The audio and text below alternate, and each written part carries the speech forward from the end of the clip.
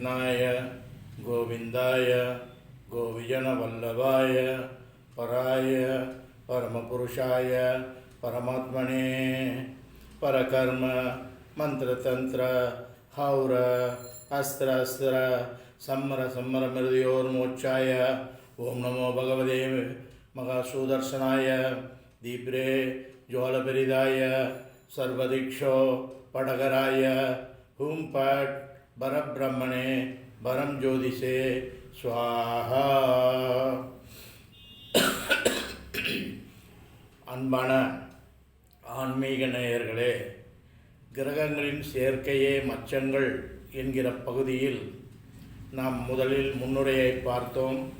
மச்சங்களின் நிறங்களை பார்த்தோம், மச்சங்களின் வடிவங்களை பார்த்தோம். இன்று உடலில் எங்கு மச்சங்கள் எப்படி தோன்றுகின்றன, உடல் பாகங்கள் என்கிற தலைப்பின் கீழ் இன்றைய நிலையில் பேச இருக்கிறேன். நமது மனித உடலில் ராசி கட்டத்தில் உள்ள 12 கட்டங்களில் எப்படி 12 ராசிகளை அடக்கினார்களோ அப்படியே உடல் பாகங்களையும் 12ஆக பிரிக்கலாம்.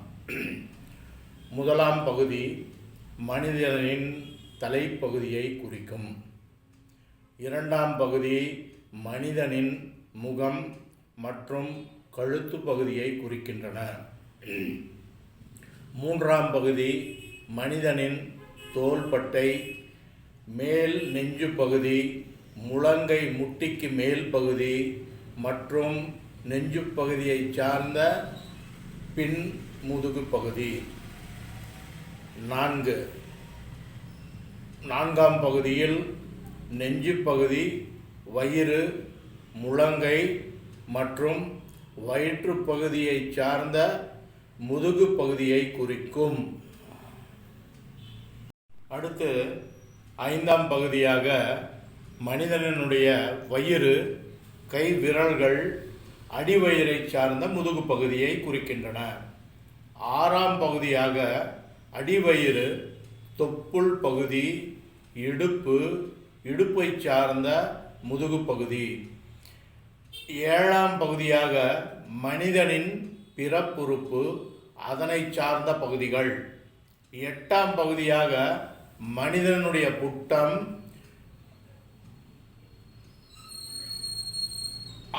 ஆண்களினுடைய விதைப்பை, அதனை சார்ந்த மேல் தொடை பகுதி. 9ஆம் பகுதியாக மனிதனின் தொடைப்பகுதி. 10ஆம் பகுதியாக மனிதனின் கால் முட்டி மற்றும் அதனை சார்ந்த பகுதிகள்.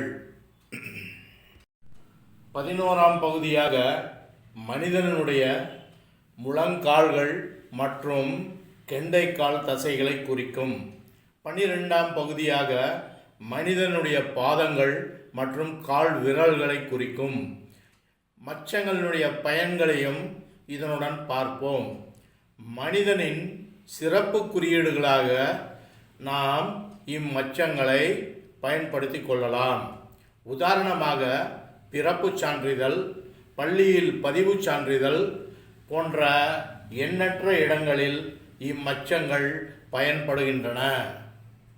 அடுத்ததாக மனித சமூகத்தின் குணாதிசயத்தை நாம் அறியலாம். போலீஸ் மற்றும் இராணுவ பணியாளர்களின் அடையாள அட்டையில் குறிக்க பயன்படுகிறது. திருடர், கொலையாளிகளின் பதிவு பேரேட்டில் குறிக்க பயன்படுகிறது. அடுத்ததாக மனிதனை நிர்ணயம் செய்வதற்கும் காட்டி கொடுப்பதற்கும் உரிய சாதனமாகவும் மச்சங்கள் பயன்படுகின்றன. முன்காலத்தில் திருமணத்திற்கு முன்பாக இருபாலரின் மச்சங்களை அறிந்து அதன்படி திருமணங்கள் நடைபெற்றன. மச்சங்களை வைத்து நாம் இன்று ரஜ்ஜு பொருத்தங்களை பார்த்து திருமணம் செய்வதைப் போலவே அக்காலத்தில் நம் முன்னோர்கள் திருமணம் பொருத்தம் பார்த்து திருமணம் நடத்தி வைத்திருக்கிறார்கள்.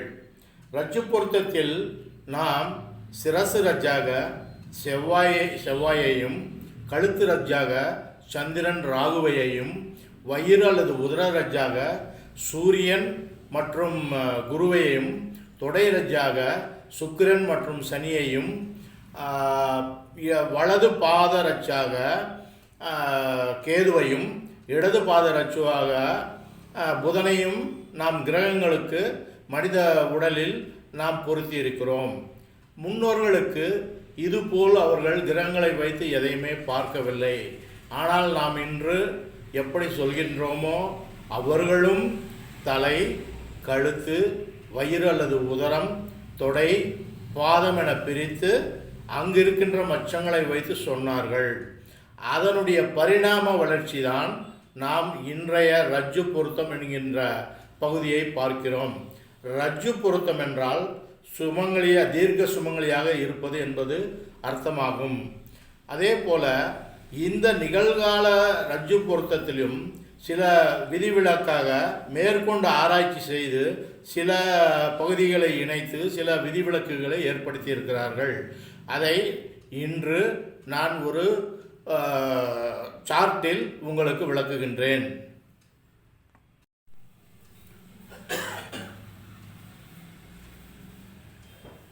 ஆதிகாலத்திலே ஏற்கனவே நான் குறிப்பிட்டபடி நமது முன்னோர்கள் திருமண பொருத்தம் ஒரு வகையாக பார்த்திருக்கிறார்கள். அது என்னவென்றால், தலையில் மச்சம் இருப்பதை கவனித்தார்கள், அடுத்து கழுத்தில் மச்சம் இருப்பதை கவனித்தார்கள், அடுத்து வயிற்றில் மச்சம் இருப்பதை கவனித்தார்கள், அடுத்து தொடையில் மச்சம் இருப்பதை கவனித்தார்கள், பாதத்தில் மச்சம் இருப்பதை கவனித்தார்கள். ஆணுக்கு தலையில் மச்சம் இருந்தால் பெண்ணுக்கு தலையில் மச்சம் இருக்கிற பெண்ணை அவர்கள் இணைக்க மாட்டார்கள் அல்லது திருமணம் செய்ய மாட்டார்கள். அதே போல கழுத்தில் மச்சம் இருந்தால் ஆணுக்கும் பெண்ணுக்கும் திருமணம் செய்ய மாட்டார்கள். வயிற்றில் மச்சம் இருந்தால் ஆணுக்கும் பெண்ணுக்கும் திருமணம் செய்ய மாட்டார்கள். தொடையில் மச்சம் இருந்தால் ஆணுக்கும் பெண்ணுக்கும் திருமணம் செய்ய மாட்டார்கள். பாதத்தில் மச்சம் இருந்தால் இருவருக்கும் திருமணம் நடைபெறாது. ஆக நமது முன்னோர்கள் ஏற்கனவே ஒரு சூத்திரத்தை கடைபிடித்து மச்ச பொருத்தங்களின் மூலம் திருமணம் நடத்தியிருக்கிறார்கள். தலையில் மச்சம் இருக்கின்ற ஆணுக்கு கழுத்திலோ வயிற்றிலோ தொடையிலோ அல்லது பாதத்திலோ மச்சம் இருக்கும் பெண்ணை இணைத்தார்கள். அதே போல் கழுத்தில் மச்சம் இருக்கிற ஆணுக்கு தலையிலோ வயிற்றிலோ தொடையிலோ பாதத்திலோ மச்சம் இருக்கிற பெண்ணை இணைத்தார்கள். அதே போல் வயிற்றில் மச்சம் இருக்கின்ற ஆணுக்கு தலையிலோ கழுத்திலோ தொடையிலோ பாதத்திலோ மச்சம் இருக்கும் பெண்ணை இணைத்தார்கள். அதே மாதிரி தொடையில் மச்சம் இருக்கின்ற ஆணுக்கு தலையில் அல்லது கழுத்தில் அல்லது வயிற்றில் அல்லது பாதத்தில் மச்சம் இருக்கின்ற பெண்ணுக்கு திருமணம் செய்து வைத்தார்கள். கடைசியாக பாதத்தில் மச்சம் இருக்கின்ற ஆணுக்கு தலையிலோ கழுத்திலோ வயிற்றிலோ தொடையிலோ மச்சம் இருக்கிற பெண்ணை இணைத்தார்கள். இவ்விதமாக அந்த காலத்தில் எந்த விதமான கிரகங்களினுடைய ஈடுபாடு இல்லாமல், கிரகங்களை பற்றி அறியாமல் மச்சங்களை வைத்து திருமணம் நடத்தியிருக்கிறார்கள். இதனுடைய பரிணாம வளர்ச்சி தான் நாம் நிகழ்காலத்தில் ரஜ்ஜு பொருத்தம் என்கின்ற பெயரில் 9 கிரகங்களுக்கும் அவற்றிற்கு உண்டான இடங்களை சூட்டிவித்து நாம் ரஜ்ஜு பொருத்தம் பார்க்கிறோம். ரஜ்ஜு பொருத்தம் என்றால் என்ன? பெண்கள் தீர்க்க சுமங்கலியாக இருப்பது என்பதுதான் ரஜ்ஜு பொருத்தம். அதே போல அவர்கள் முன்னோர்கள் மச்சங்களை வைத்து 5 இடங்களை எப்படி கண்டுபிடித்தார்களோ அதே மாதிரி இந்த நிகழ்காலத்தில் ரஜ்ஜு பொருத்தம் தலை, கழுத்து, வயிறு அல்லது உதரம், தொடை, பாதம் என நமது நிகழ்காலத்தில் நாம் சொல்லிக் கொண்டிருக்கின்றோம். தலைக்கு ஒவ்வொரு இடத்துக்கும் சில கிரகங்களை அமைத்து கொடுத்தார்கள். முதலில் எப்படி நம்ம விம்சோத்ரி தசையில் எப்படி கிரகங்கள் அமைப்பு ஒன்றன் பின் ஒன்றாக வருகிறதோ அதே போலவே இதற்கும் ரஜ்ஜு பொருத்தத்துக்கும் கிரகங்களை அங்கங்கே இணைத்தார்கள். முதலில் உதர ரஜ்ஜு சூரியன் என வைத்துக் கொள்வோம். அடுத்து கழுத்து ரஜ்ஜு சந்திரனையும், தலை ரஜ்ஜு செவ்வாயையும், மறுபடியும் கழுத்து ரஜ்ஜு ராகுவையும், உதர ரஜ்ஜு குருவையும், தொடை ரஜ்ஜு சனியையும், இடது பாதத்தை புதனுக்காகவும் வலது பாதத்தை கேதுவுக்காகவும் வலது தொடையை சுக்கிரனுக்காகவும் இன்றைய நமது ஜோதிட வல்லுநர்கள், முற்கால அறிஞர்கள், முற்கால முனிவர்கள் எல்லாம் ரஜ்ஜு பொருத்தம் எப்படி பார்க்க வேண்டும் என்பதை குறித்தார்கள். ஸோ இதில் தலையில் மச்சமுள்ள யாரையும் தலையில் மச்சமுள்ள இன்னொரு பெண்ணுக்கு திருமணம் செய்வதில்லை. அதே போல கழுத்து ரஜ்ஜு என்கின்ற சந்திரனும் ராகுவையும் குறிக்கின்ற ஆணோ பெண்ணுக்கோ ஒன்றாக திருமணம் செய்வதில்லை. சூரியனையும் குருவையும் குறிக்கின்ற வயிறு ரஜ்ஜில் பிறந்த ஆணும் பெண்ணுக்கும் திருமணம் செய்வதில்லை. அதே போல தொடை ரஜ்ஜுக்கு உண்டான சனி சுக்கிரன் நட்சத்திரங்கள் பிறந்த ஆணுக்கும் பெண்ணுக்கும் திருமணம் செய்வதில்லை. அதே மாதிரி பாதத்தை குறிக்கின்ற பாத ரஜ்ஜுவை குறிக்கின்ற புதன் கேது நட்சத்திரங்கள் பிறந்த ஆணும் பெண்ணுக்கும் திருமணம் செய்வதில்லை. ஒரு ரஜ்ஜு தலையில் பிறந்தவர்களாக இருந்தால் கழுத்து ரஜ்ஜையோ அல்லது வயிறு ரஜ்ஜையோ தொடை ரஜ்ஜையோ பாத ரஜ்ஜையோ நாம் இணைத்து இன்று திருமணம் நடத்தி கொண்டிருக்கிறோம். இதை நீங்கள் ஒரு நுண்ணிப்பாக கவனித்தால் நம் முன்னோர்கள் மச்சங்களை வைத்து சொன்னது போலவே இதுவும் ஒத்துப்போகும். அதே மாதிரி கழுத்து ரஜ்ஜை வைத்து வயிறு தொடை பாதம் அல்லது தலை ரஜ்ஜுக்குண்டான பெண்ணை திருமணம் செய்தார்கள். அதே மாதிரி ஆண் தொடை ரஜ்ஜுக்குண்டான சனி சுக்கிரன் நட்சத்திரங்களில் பிறந்தவர்களை பாதம் தலை கழுத்து வயிறு ரஜ்ஜுகளில் உள்ள நட்சத்திரங்களில் உள்ள பெண்களை இணைத்தார்கள். பாத ரஜ்ஜு உள்ள கேது புதன் நட்சத்திரங்களில் பிறந்த ஆணுக்கு அதே ரஜ்ஜுவில் பிறந்த பெண்ணுக்கு திருமணம் செய்யாமல் தொடை வயிறு கழுத்து தலை ரஜ்ஜுவில் பிறந்த பெண்ணுக்கு திருமணம் செய்தார்கள். இது நிகழ்கால ரஜ்ஜு பொருத்தம். ஆனால் தற்கால ஆராய்ச்சி இதற்கு ஜோதிடத்திற்கு என்று தனி யாரும் பொறுப்பேற்க முடியாது. ஏனெனில் பழங்காலத்தில் பல நேரங்களில் பல முனிவர்களால் பலரால் ஆராய்ச்சியாளர்களால் எழுதப்பட்டது. அதனால் இதை நாம் ஒவ்வொரு பரிணாம வளர்ச்சி என்று தான் நாம் எடுத்துக்கொண்டு இன்றைய தற்கால ஆராய்ச்சியின் கீழ் ரஜ்ஜு பொருத்தத்தை பார்த்தால் முதலில் தலை செவ்வாய், இது செவ்வாய் ரஜ்ஜு. அடுத்து நான் ஏற்கனவே சொன்னபடி சூரியன் சந்திரன் சுக்கிரன் கேது, இது ஏறு ரஜ்ஜு எனவும் கழுத்து வயிறு தொடை பாதம் குறிக்கின்ற ராகு குரு சனி புதன் இறங்கு ரஜ்ஜு என்றனவும் பிரித்தார்கள். ஒரே ரஜ்ஜுவில் உதாரணத்திற்கு பிறந்த ஆணுக்கும் பெண்ணுக்கும் திருமணம் செய்யலாம் என்று முதலில் சொன்னார்கள். அடுத்து ஏற்கனவே வெவ்வேறு ரஜ்ஜுவில் பிறந்த ஆணுக்கும் பெண்ணுக்கும் திருமணம் செய்து கொண்டிருக்கின்றோம்.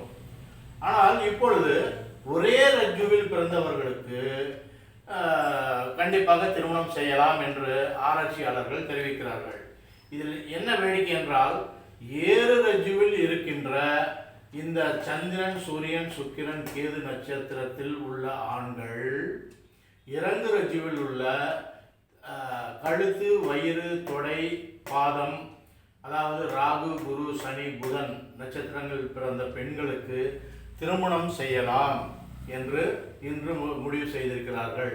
இதை கிட்டத்தட்ட ஒரு 70% ஜோதிடர்கள் ஒத்துக்கொள்கிறார்கள். ஆனால் இருபாலரும் ஒரே ரஜ்ஜுவாக இருந்தால், அதாவது ஏறு ரஜ்ஜுவாகவோ அல்லது இறங்கு ரஜ்ஜுவாகவோ இருந்தால் திருமணம் செய்யக்கூடாது என்று சொல்கிறார்கள். அதாவது கேது நட்சத்திரத்திலேயே ஆணும் பெண்ணும் பிறந்திருந்து அல்லது தொடை ரஜ்ஜுடைய ஆணும் பெண்ணும் பிறந்திருந்தால் திருமணம் செய்யக்கூடாது. அப்படி திருமணம் செய்தால் தலை ரஜ்ஜுவில் இருக்கின்ற 4 பாதங்கள் 1 2 4 பாதங்களில் ஆணும் பெண்ணும் பிறந்திருந்து திருமணம் செய்தால் புருஷன் நாசம். அதே மாதிரி கழுத்து ரஜ்ஜுவில் சந்திர நட்சத்திரங்களிலோ அல்லது ராகு நட்சத்திரங்களிலோ இருந்தால் ஆணும் பெண்ணும் பெண் நாசமாவாள். அதே போல வயிறு ரஜ்ஜுவில் உண்டான சூரிய நட்சத்திரத்திலோ குரு நட்சத்திரத்திலோ இருவரும் பிறந்திருந்தால் அவர்களுக்கு புத்திர நாசம். அதே போல தொடை நட்சத்திரத்தில் உண்டான கிரகமான சுக்கிரனும் சனியும் நட்சத்திரத்தில் பிறந்திருந்து திருமணம் செய்து வைத்தால் அவர்களுக்கு செல்வம் நாசம். பாத நட்சத்திரத்தில் எடுத்துக்கொண்டால் கேதுவோ அல்லது புதனோ இரு நட்சத்திரங்களிலும் இரு கிரக நட்சத்திரங்களிலும் பிறந்திருந்தால் அவர்களை நாம் இணைத்தால் தேசாந்தரியாக திரிவர் என்று சொல்லப்படுகிறது. ஆக முன்னோர்கள் வகுத்த தலை, கழுத்து, வயிறு, தொடை, பாதம் என வைத்து திருமணம் எப்படி செய்தார்களோ அதனுடைய பரிணாம வளர்ச்சி தான் இன்றைய ரஜ்ஜு பொருத்தம். அதே தான் எதிர்காலத்தில் ஏறு ரஜ்ஜுவில் இருக்கிற கிரகங்களுடைய நட்சத்திரங்கள் பிறந்தவர்களுக்கும் இறங்கு ரஜ்ஜுவில் இருக்கின்ற கிரகங்களுடைய நட்சத்திரங்கள் பிறந்தவர்களுக்கும் திருமணம் செய்யலாம் என்று முடிவானது. அதே போல ஏறு ரஜ்ஜுவில் இருக்கின்ற ஒரு கிரகத்தினுடைய நட்சத்திரத்தில் பிறந்தவர்களுக்கு திருமணம் செய்யக்கூடாது எனவும், இறங்கு ரஜ்ஜுவில் இருக்கின்ற நட்சத்திரங்களில் உள்ள கிரகங்களில் பிறந்தவர்களுக்கு திருமணம் செய்யக்கூடாது என்றும் இன்றைய ஆராய்ச்சியாளர்கள் சொல்கிறார்கள். ஆனால் இதை எல்லோரும் ஏற்றுக்கொள்ளவில்லை. 30% மட்டுமே ஏற்றுக்கொள்ளாமல் இருக்கின்றார்கள். பெரும்பாலும் இன்னும் யாரும் ஏற்றுக்கொள்ளவில்லை. ஆகவே இதை நாம் மற்ற ஜோதிடர்களின் கணிப்பிற்கு நாம் விட்டுவிடுவோம். நன்றி. ஏற்கனவே நாம் பார்த்தபடி கிரகங்களின் சேர்க்கையே மச்சங்கள் என்ற பகுதியில் நாம் இன்று பார்த்து கொண்டிருக்கின்றோம். முன்னுரை மச்சங்கள் நிறங்கள், மச்சங்கள் வடிவங்கள். இன்று மச்சங்களினுடைய பயன்கள் மற்றும் உடல் பாகங்களை பார்த்தோம். அடுத்து வருவது மிக முக்கியமாக எப்படி உருவாகின்றன என்பது பகுதி. அனைவரும் இதை நன்றாக கவனித்து பார்க்க வேண்டும் என கேட்டுக்கொண்டு விடைபெறுகிறேன். நன்றி, வணக்கம். என்னுடைய முத்தியம் சேனலை தயவுசெய்து சப்ஸ்கிரைப் செய்யுங்கள்.